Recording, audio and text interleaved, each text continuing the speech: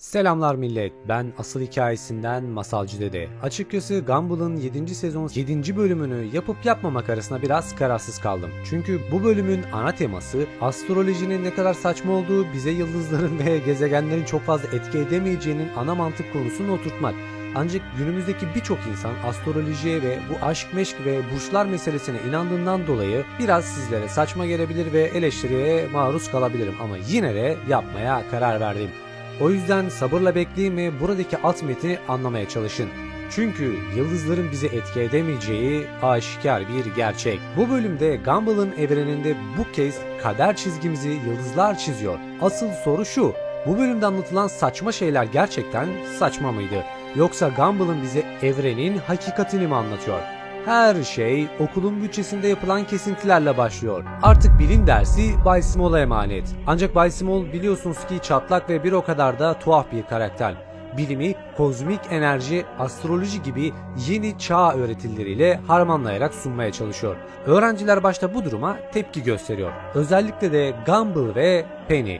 Bir öğrenci Bay Small'un dersini gerçek bilime benziyor diye yorumlarken, kısa bir süre sonra Bay Small mistik hareketlerin kaderimizi kontrol ettiğini açıklıyor.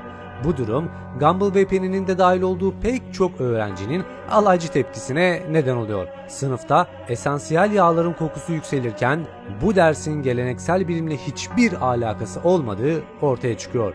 Şöyle bir parantez açmak istiyorum. Eminim ki bu videoyu izleyenlerden birçoğu astrolojiye inanıyordur. İnanıyorsanız gerçekten burçların, yıldızların ve gezegenlerin bizim hayatımıza ve kaderimize etki edip etmediğini yorumlar kısmına yazmanızı rica edeceğim. Çünkü bilimsel olarak böyle bir şey mümkün olmadığı gibi gerçek kaderimizi sadece bizler çizebiliriz. Konuya dönecek olursak da Bay Small dersine başlamak için bir göksel taş kullanıyor.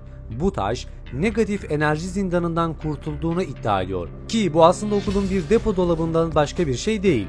Bu taş sayesinde yıldızlardan geleceği okuyabileceğini söylüyor. Hangi işe gireceğinizi, köpeğinizin ne rüya gördüğünü ve hatta gerçek aşkınızın kim olduğunu. Sınıftan birinin yıldızların aslında nükleer füzyona doğmuş dev gaz küreleri olduğunu söyleyerek mantıklı bir açıklama yapmaya çalışsa da Bay Small onun için aşık olmaktan korkuyorsun diye suçluyor.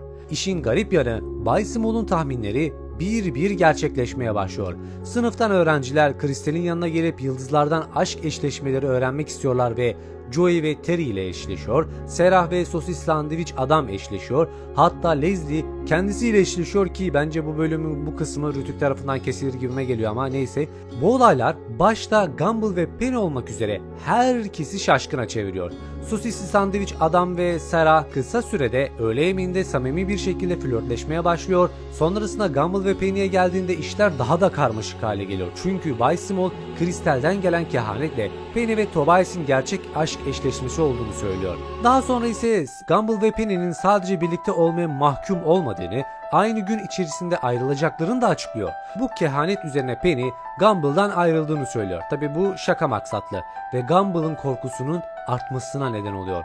Bölümün alt metnine baktığımızda Gumball kaderinin dış faktörlerle yönlendirildiğine olan inancı sarsılıyor. Bu dizinin önceki simülasyon temalı bölümleriyle de bağlantı kuruyor.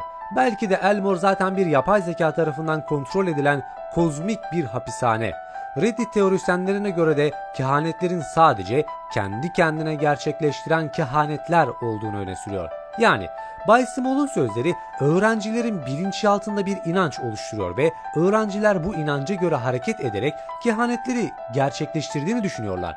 Sosis sandviç adam ve Sarah'ın flörtleşmeye başlaması, Joey'nin Terry'i bulmak için koşması gibi. Günümüz içinde bir örnek verecek olursak, eğer sürekli hayalinizde belirli bir arabayı görmeye ve almaya odaklandığınızda bir baktığınız sokakta o arabalardan çok fazla görmeye başlarsınız. Sanki kader veya da işte evren o arabaları sürekli önünüzden geçiriyormuş gibi olur. İşte bu bilinçaltınızda şartlanmış olarak işlenmiş bir bağlantı. Eğer sizler hayatınızda bazı şeylerin olmasını bilinçaltınızda işlerseniz günün sonunda emin olun olacaktır.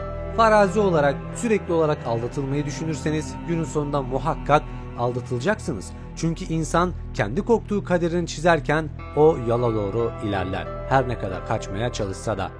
Konumuza dönecek olursak da Bay Small'un kehanetleri bir gerçekleşmeye başlıyor.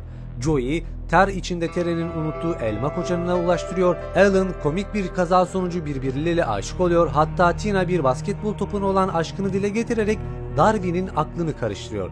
Gumball bu durumdan dolayı giderek paranoyaklaşmaya başlıyor. Penny'yi kaybetme korkusuyla ona karşı aşırı korumacı ve romantik jestler yapmaya başlıyor. Bu durum Penny'yi rahatsız ediyor ve Gumball'a aramızda bir sorun olduğunu düşünüyorsan belki de haklısındır diyerek ayrılık sinyalleri veriyor. Gumball Penny'ye olan aşkını kanıtlamak için saçma sapan şeyler yapıyor ve en sonunda da Gumball'dan bir süre yalnız kalmak için ayrılıyor. Gumball Bay Small'un kehanetlerini durdurmak için onu ve sihirli kristalini bulmaya karar veriyor. İkisi arasında komik bir kovalamaca başlıyor ve Gumball kristali ele geçirmeye çalışıyor. Bu süreçte Bay Small, Gumball'ın Merkür'ünün gerilediğini ve Penny'nin Satürn'ün yükseldiğini söyleyerek ilişkilerinin başarısızlığa mahkum olduğunu anlatıyor. Gumball ise "Ama ben onu seviyorum, bu yeterli değil mi?" diyerekten bağırıyor. Sonunda Gumball tüm bu astrolojik saçmalıkların aslında birer yalan olduğunu fark eder ve Bay Small'a "Sen sadece bir vekil bilim öğretmenisin" diye bağırır. Bu noktada Bay Small tüm bu yaşananların kristali kurcalayan öğrenciyi bulmak için kurguladığı bir kozmik test olduğunu itiraf ediyor. Reddit teorisine göre de bazı kullanıcılar Gumball'ın bu son sahnesinin özgür iradenin kadercilik ve batıl inançlar gibi dış etkenlere karşı zaferini simgelediğini de düşünmekte. Gumball kendi inancına ve duygularına güvenerek sahte bir kehanetin yarattığı kaosu sona erdiriyor. Bölümün sonunda siren sesleri duyulur, gelenler Gumball'un tahmin ettiği gibi direniş uzaylıları değil bir temizlik ekibidir. Bu ekip Bay Small'un göksel taş olarak kullandığı kristalin aslında okulun para kazanmak için depoladığı tehlikeli bir madde olduğunu açıklar. Kristale dokunan herkesin beynindeki ventral tegmental alanını etkileyerek yani artmış romantik bir duruma neden olduğunu söyleyerek bu açıklamayla bu yaşananların bilimsel bir sebebe dayandığını ortaya çıkartmakta. Sonunda Gumball ve Penny barışır. Penny biz havadan bulaşan basit bir kirleticiden daha güçlüyüz diyerek ilişkilerine olan inancını dile getirir. Yani burada demek istediği o sağda solda Merkür, Mars, Jüpiter, Satürn vesaire falan burç meselelerini bir kirli toz olarak lanse ediyor ve bunlardan etkilenmeyeceğini söylüyor. Gumball ise Penny'ye kendisini affetmesi için özür diler ve aralarında bir süre mesafe koymak istediğini söyler. Çünkü Penny şaşkınlıkla Gumball'a bakarken Gumball zehirli kimyasallara maruz kaldığını ve önümüzdeki 3 ay boyunca yeşil plazma kusacağını söyleyerek buradan çıkar. Bu bölüm Bay Small'un da kristale aşık olduğunu ve ondan ayrılamadığını gösteren komik bir sahneyle de biter. Son olarak kristalden etkilenen bir öğrencinin bir başkasına çıkma teklif etmesi ve hayır cevabını almasıyla her şeyin normale döndüğü görülür. Yani buradaki maksat genel anlamda baktığımızda bizdeki burç meselelerin, yıldızların, evrenlerin, kainatın veya işte gezegenlerin bizim kaderimizi etkileyemeyeceği ve bize herhangi bir şekilde müdahalede bulunamayacağını ima eder. Unutmayın, kendi kaderimizi sadece kendimiz çizebiliriz. Bizler başımıza neler gelmesini istiyorsak bilinçaltımıza kodlarız ve önümüzdeki süreç boyunca bunu gerçekleştiririz farkında olmadan. O yüzden dostlar, dile getirdiğiniz ve hayal ettiğiniz şeyleri gerçekten istiyorsanız bir gün gerçekleşeceğini unutmayın ve bu uğurda elinizden ne geliyorsa yapın. Eğer buraya kadar izlediysen de videoyu beğenmişsin demektir. Kanalıma abone olabilir, videoyu beğenebilir ve en önemlisi teorileriyle fikirlerini belirtebilirsin.